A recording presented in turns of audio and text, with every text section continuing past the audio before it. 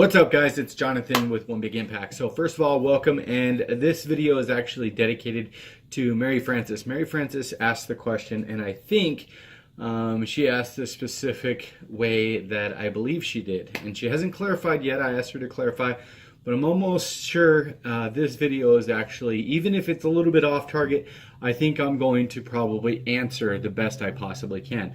Now, the big question is, are carbohydrates bad? But we're going to talk about the idea if they're essential, if we need them, if we don't, when we should reincorporate them, and all kinds of things. So let's get started.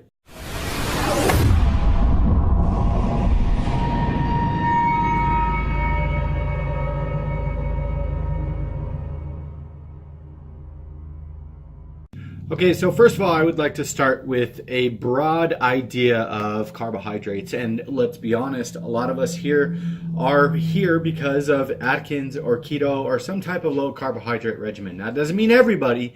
And as time goes by, I learn more about nutrients. I learn more about macronutrients. I learn more about health and nutrition in general, and we all do. And every time I learn, I like to share that with you. So first of all, if you eat carbs a lot, they're going to cause you to crave carbs more, okay? The second thing, carbs are energy. Obvious, right? We know that. If you get carbs, you have energy, you have this big spike of energy, and then kind of like a dive down. Now, can you eat carbs? Are you the type of person that can eat carbs without having cravings? And can you control it? Can you eat, a couple potatoes throughout the day and not go to Jack in the Box 5 times or go get an Oreo shake or something like that? So you have to make that decision yourself. It's not anybody else. It's not up to me. It's not up to anybody to be able to make that decision. Now, I will say if you transition from eating carbohydrates to not eating carbohydrates, you're going to have a way bigger boost in energy. Burning fat as a fuel gives you more energy than carbohydrates do, and it's slow and steady burn. Kind of like complex versus simple carbs. If you have complex carbs, it's a slow burning carbohydrate throughout the day. But if you had like a surge of like gummy bears or something like that, it's like boom, lit up and then passed out. So it's kind of the same type of thing. If you want carbs in your system, you're going to have to fuel them throughout the day. And that's a very dangerous situation that you could get yourself into, because are you getting the right amount? Are you balancing them way too high? Are you eating carbohydrates, or are you eating the stuff that you want, the sugars, the Kit Kat, all that stuff that's not good for you, the cookies, the chips, and stuff like that? Because there's a difference between eating carbs because you think you need them essentially, which you don't, and there's a difference between wanting potato chips and stuff like that. So there's a difference between complex carbs and carbs that you just want to reincorporate because you just think that they're good for you.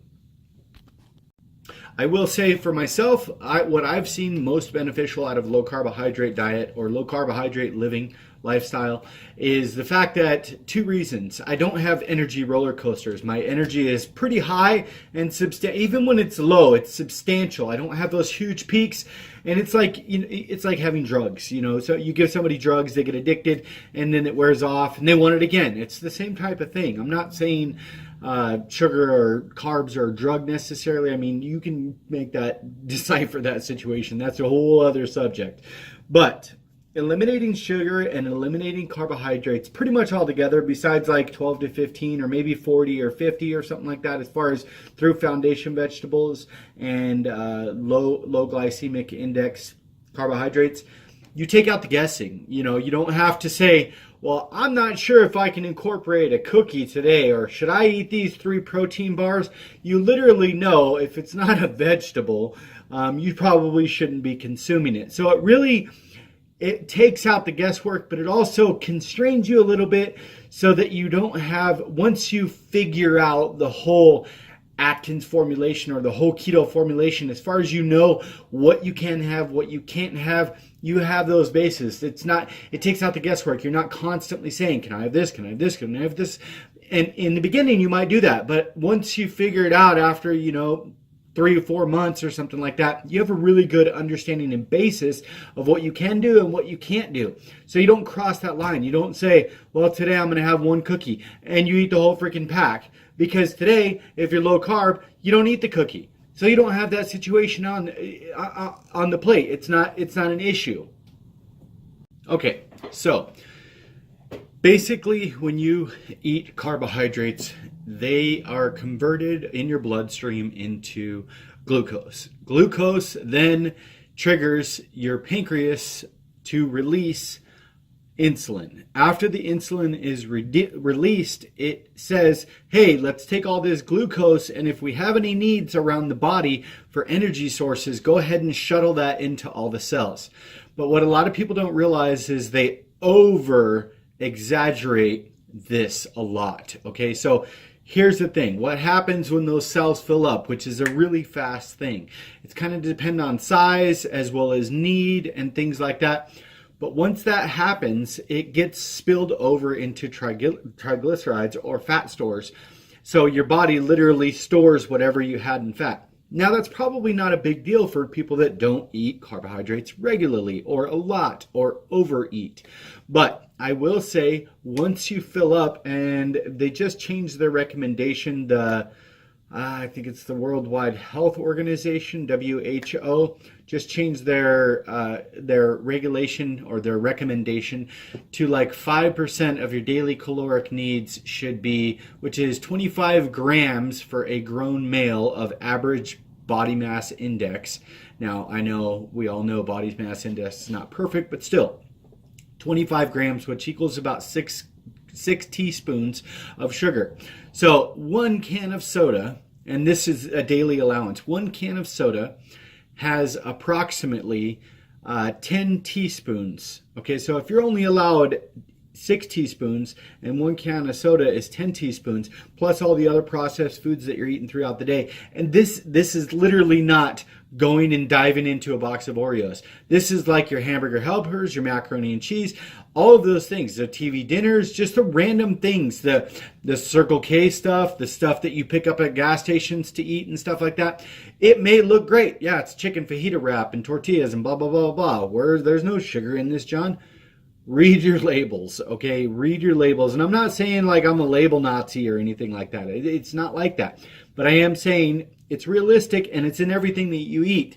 So over-exaggerating what you need as far as carbohydrate allowance is really easy to do. Now you guys know I made this challenge about reading and doing your research, and I am as well doing my research, so it's important. But there's a couple articles that I want to share with you, and I will put the link in the description below because I promise you it's a really super easy thing to read, and I think it's going to be pivotal as far as understanding exactly all this. It explains how carbohydrates are not essential.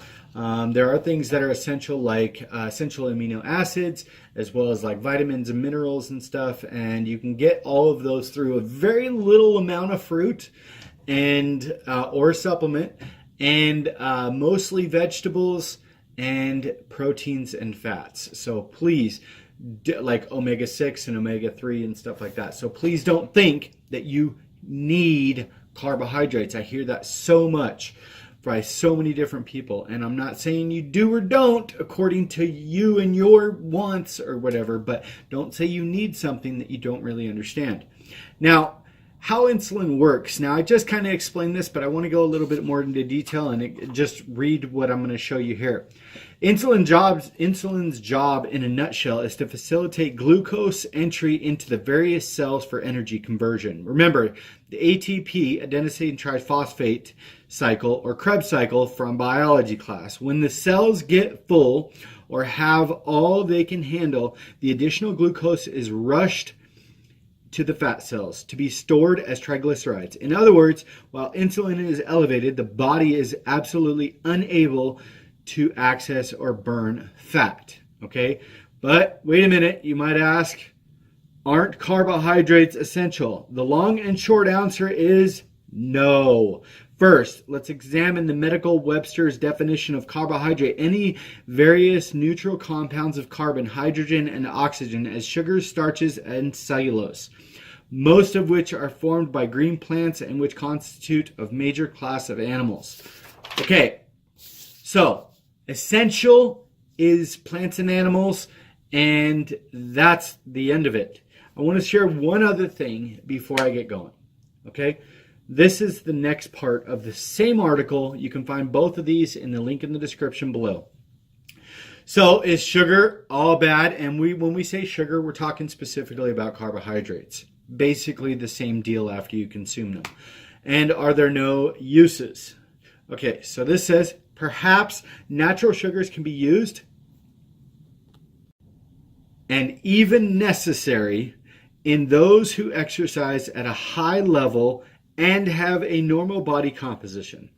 Generally, women 18 to 28% body fat, and men at, that is a typo, and men at 10 to 20% body fat.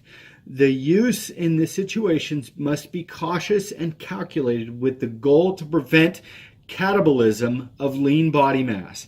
Now, let me step away from this for a second and explain that. Basically, when you go work out, like I've said to you before about the nutrient timing, your body becomes really catabolic. So that's why I do things like I eat the gummy bears and I do the protein shake really fast, and then I continue out my day throughout there because your body is breaking everything down. So you want to feed it all the carbs and stuff like that if you're following a bodybuilding regimen, not just for whatever reason, okay? But if that's your goal to build muscle and stuff like that, you would stop your body from being catabolic and create more and promote anabolism, meaning being more anabolic and promoting muscle growth rather than diminishing your muscle growth. The entire ingestion of carbohydrates can be summed up with the following information. Listen closely. Eat carbohydrates and foods in general that are rich in the essentials listed above. These consist of regular portion of vegetables and occasional fruit. Avoid processed foods, fried foods, sugars, artificial sweeteners, which are pro-inflammatory and disease-causing. And last but not least, don't buy into the lie. Too much sugar and too many processed foods can kill.